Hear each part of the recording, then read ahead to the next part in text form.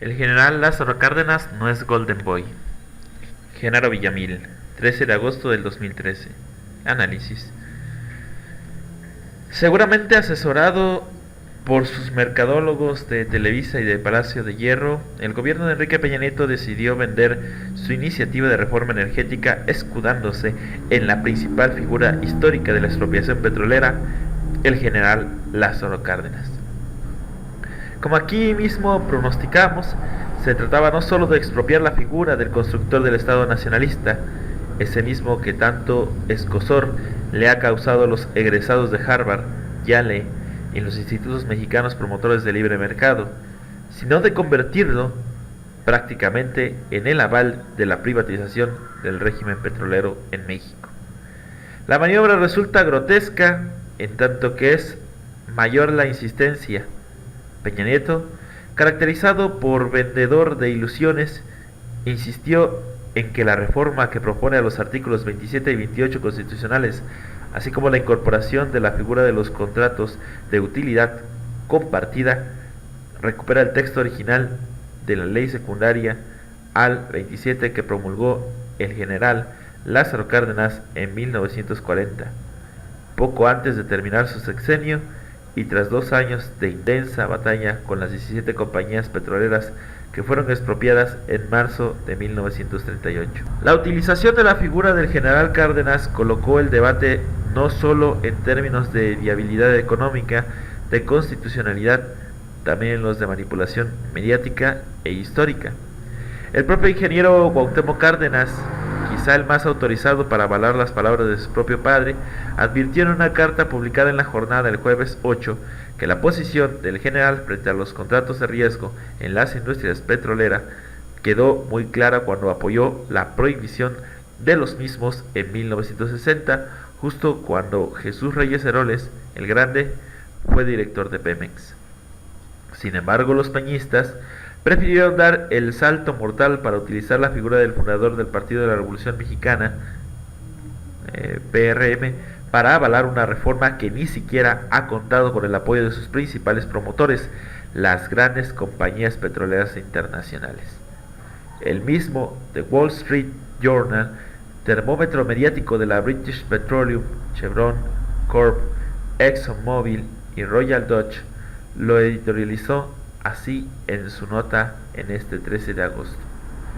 El proyecto de reforma, que parece estar bien posicionado para recibir la aprobación del Congreso y podría provocar una tormenta entre algunos políticos nacionalistas, representa un punto de inflexión para un país que fue el primer gran conductor en nacionalizar su industria petrolera en 1938, en una decisión que en las décadas siguientes imitaron otras naciones en desarrollo. Obviamente este punto de inflexión pretende vender la percepción de que es una continuidad del proyecto de Lázaro Cárdenas.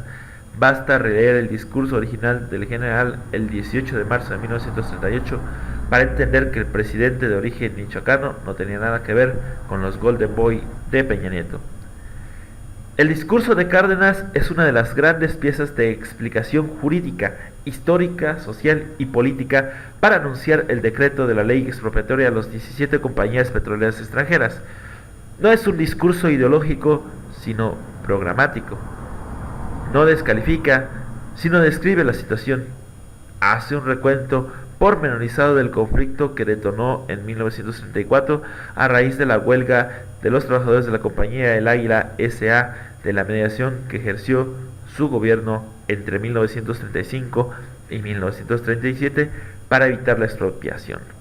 Cárdenas aclara que las compañías petroleras no quisieron pagar 26.332.756 pesos por prestaciones a sus trabajadores. Fue imposible el arreglo, sentenció. En la parte final y más importante del discurso de expropiación petrolera, el general Cárdenas hace un contraste claro entre la codicia de las compañías extranjeras y su mezquindad para invertir siquiera en un hospital, en una escuela, en un centro social en las comunidades o en una planta de luz, aunque fuese a base de los muchos millones de metros cúbicos del gas que desperdician las explotaciones.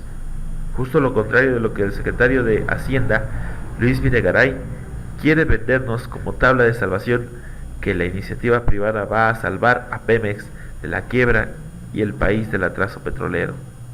Las compañías petroleras han gozado durante muchos años, los más de su existencia, de grandes privilegios para su desarrollo y expansión, advirtió Cárdenas. Unidas a la prodigiosa potencialidad de los mantos petrolíferos que la nación les concesionó, muchas veces contra su voluntad y contra el derecho público, reflexionó. Riqueza potencial de la nación, trabajo nativo pagado con exiguos salarios, exención de impuestos, privilegios económicos y tolerancia gubernamental son los factores del auge de la industria del petróleo en México, describió el general Cárdenas.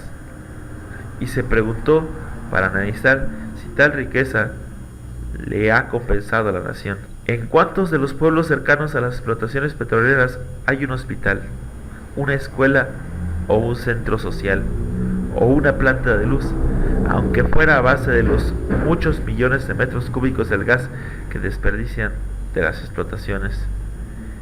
¿En cuál centro de actividad petrolífera, en cambio, existe una policía privada y algunas veces ilegales?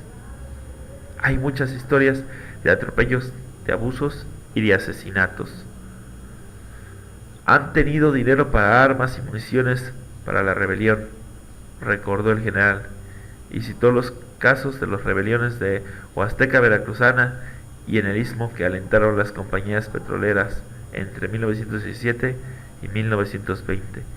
Han tenido dinero para la prensa antipatriota que las defiende, dinero para enriquecer a sus incondicionales defensores, sentenció. El general Cárdenas tenía muy claro quiénes eran las compañías petroleras privadas internacionales y nacionales. No eran hermanas de la caridad y mucho menos de quienes podían depender de la soberanía energética de México. Eso sí lo tuvo siempre muy claro. Por eso no conviene mencionarlo en el spot de Peña sobre su proyecto de petróleo.